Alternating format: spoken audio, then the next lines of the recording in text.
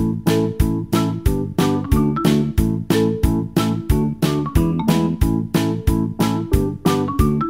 saja, di kesempatan video kali ini saya akan membahas tentang daftar pustaka yang sebelumnya sudah kami presentasikan. Kita harus tahu dulu daftar pustaka itu seperti apa. Daftar pustaka merupakan salah satu bagian penting dalam menyusun sebuah tulisan dan biasanya digunakan oleh orang-orang yang sedang melakukan penelitian atau seorang yang mencari ilmu untuk mendukung bahan belajarnya. Salah satu pakar ternama di Indonesia, yaitu Goris Kraft, mengatakan bahwa daftar kepustakaan adalah sebuah daftar yang berisi judul buku-buku, artikel-artikel, maupun bahan penerbit lainnya yang mempunyai hubungan dengan sebuah karangan yang sedang digarap. Kemudian kita akan membahas fungsi dari daftar pustaka tersebut.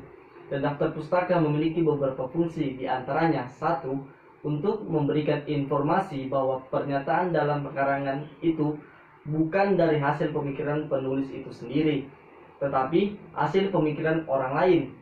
Yang kedua, untuk memberikan arah bagi para pembaca buku atau karya tulis yang ingin meneruskan kajian atau untuk melakukan pengecekan ulang terhadap sumber aslinya. Yang ketiga, untuk memberikan apresiasi atau penghargaan terhadap penulis buku atau karya tulis yang dirujuk terhadap hasil karyanya yang turut menyumbang peranan dalam penulisan karya tulis yang sedang ditulis. Dan yang terakhir, keempat, untuk melihat kebenaran bahan yang dikutip oleh sang penulis. Kemudian, dalam penulisan daftar pustaka tersebut kita harus memperhatikan beberapa unsurnya, antara lain, satu, nama penulis. Nama penulis ini harus ditulis pada awal daftar pustaka. Jika nama penulis terdiri lebih dari 2 kata, maka penulis dibalik dan diberi tanda koma. Cara penulisannya dengan menulis nama belakang terlebih dahulu, diberikan tanda koma, barulah ditulis nama depan penulis seperti contoh berikut. Namun biasanya sumber tulisan dibuat oleh 2 penulis, bahkan lebih dari 2. Di antara kedua nama penulis diberi kata dan. Untuk penulisan kedua atau ketiga sesuai dengan nama aslinya. Jika tidak ingin repot, boleh tulis 2 nama penulis dan ditambahkan dengan DKK atau dengan kawan-kawan. Dan yang kedua, tahun terbit. Tahun terbit juga ini perlu dicantumkan setelah nama pengarang, baru ditulis tahun terbit. Tahun terbit ditulis dalam bentuk angka, bukan huruf. Perhatikan dengan detail yang mana tahun penerbit dan tahun cetakan awal. Jika tidak ada tahun terbitnya, maka ditulis tanpa tahun dan diakhiri dengan tanda titik. Dan yang ketiga adalah judul buku. Judul buku yang dikutip harus ditulis secara lengkap. Penulisan judul buku umumnya dibuat dengan tulisan miring atau juga ditulis dengan tulisan tebal dan diletaki garis bawah. Letak penulisan judul buku tepat setelah tahun terbit. Seperti tahun terbit, judul buku ini juga diakhiri dengan tanda titik. Namun, judul buku harus seperti judul yang aslinya. Yang keempat, ada kota terbit. Kota terbit perlu juga dicantumkan daftar pustaka. Penulisan kota terbit tepat setelah judul buku dan sebelum nama penerbit. Namun, kota terbit akan diakhiri dengan tanda titik 2.